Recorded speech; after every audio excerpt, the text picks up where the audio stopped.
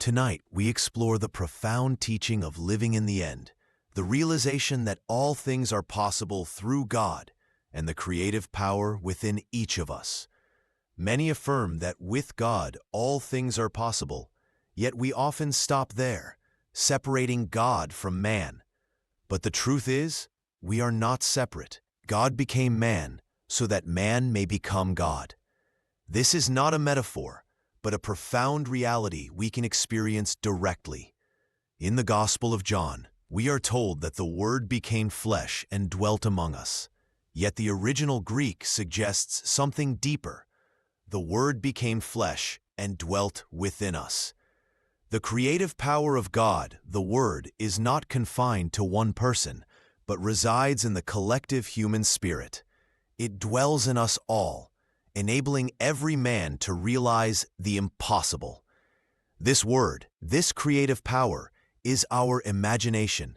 Christ is in man, and man is imagination itself. Your imagination is Christ, and through it, all things are possible. When you say, "I am," you are invoking the very presence of Christ within yourself.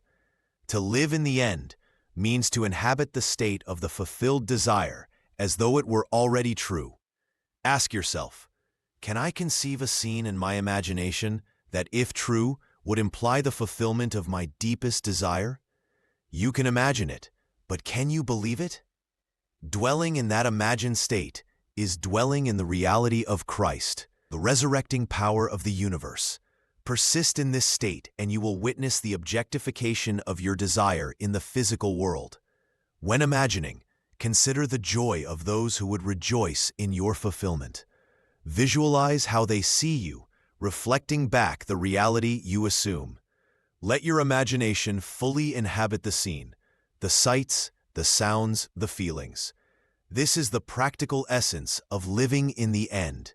Your imagination, faithfully employed, will shape your reality. Every desire, every goal is birthed first in the imagination. Like the founding fathers who created a concept of the future without evidence, you can imagine a state and bring it into being. Even when reason and senses deny it, persist in your assumption. Persist until it hardens into fact.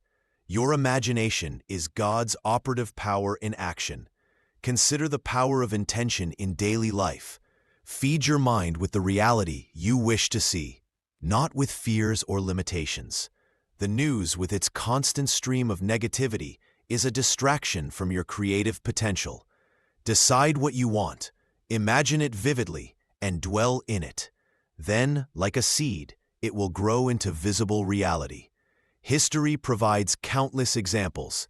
Every invention, every advancement was first imagined. Every chair, every building, every idea once existed solely in someone's mind.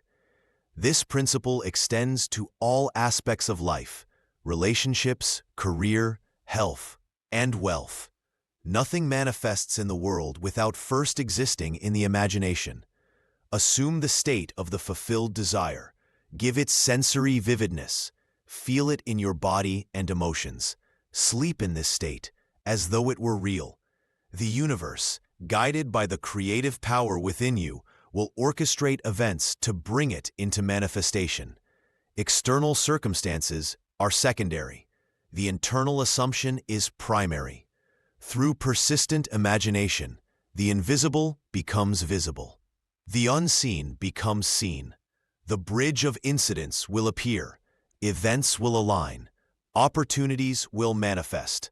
The power to create is within you. Christ, the divine principle, is your imagination, working tirelessly to manifest the reality you assume. This principle extends beyond personal gain. You can employ imagination to uplift others. Imagine a friend, gainfully employed, experiencing success and joy without their knowledge or permission. By holding that imaginal state with conviction, reality bends to fulfill it. Compassionate imagination influences the external world with subtle yet undeniable results. Consider the story of a young man in my own family who through persistent visualization claimed a building without funds, using only faith and imagination. The universe conspired to bring about the exact circumstances he imagined. He witnessed the fulfillment of his imaginal act in tangible, astonishing reality. This is the power of Christ within, working through focused, persistent imagination. To live in the end is to assume the desired state and inhabit it fully. Do not wait for external events to prove it. Let your inner conviction be the evidence. Whether it is wealth, health, or recognition, dwell in the fulfillment now. The world will eventually reflect what you hold as real within. Every human being is capable of this. The only difference is awareness and discipline. Some fail because they imagine but doubt, allowing reason and circumstance to override the assumption. Persist in the assumption, regardless of apparent contradictions in the physical world. Faithful dwelling in the desired state guarantees its manifestation. Education and social conditioning often obscure this truth. We are taught to react to external circumstances, not to shape them from within. Yet every great achiever, every innovator, every visionary employed imagination as a practical tool. To awaken to this power is to awaken to your divinity. Christ dwells in you. Imagination is the operative power of God. There are not two creators, there is one. Recognize this within yourself and within all others. By understanding the creative nature of imagination, you no longer give power to external conditions. You become the author of reality, the conscious participant in creation. Apply this immediately. Assume the state of the fulfilled desire, inhabit it fully, and let the universe respond. See your friends, your family, your colleagues reflecting this state back to you. Let imagination guide your actions subtly, with awareness, patience, and persistence. The fruits of imagination are inevitable when lived faithfully. Through imagination, history repeats itself in your personal life. Individuals, families, communities, and nations rise and fall according to the ideas they hold. Change the idea, and the world changes with it. Assume the dignity, the power, and the wisdom of God, and live as though it were already true. Instill this in your children, in your environment. Teach by example, by assumption, by consistent faith in the unseen reality.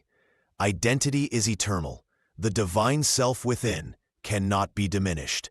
You are not defined by heritage, circumstance, or opinion. You are defined by the creative, imagining power of God within you. Remain faithful to the assumption.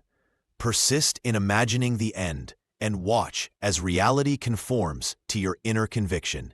External validation is unnecessary. Inner faith is sufficient. As Neville Goddard taught, imagination is Christ. To imagine is to act as God. The practice of living in the end is the practice of divine creativity.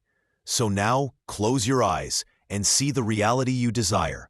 Hear it, feel it, inhabit it fully. The world outside is secondary. Your inner assumption is primary. Persist until it is manifest. The proof is in your consistent dwelling in the end, in the state you wish to experience. The invisible becomes visible. The assumed becomes reality. Live in the end. Persist in the assumption. Act from the state of fulfillment. All things are possible when Christ, the creative imagination, is alive within you. This is the path of spiritual mastery, the method by which man becomes one with God. You have only to assume it, dwell in it, and let the universe respond.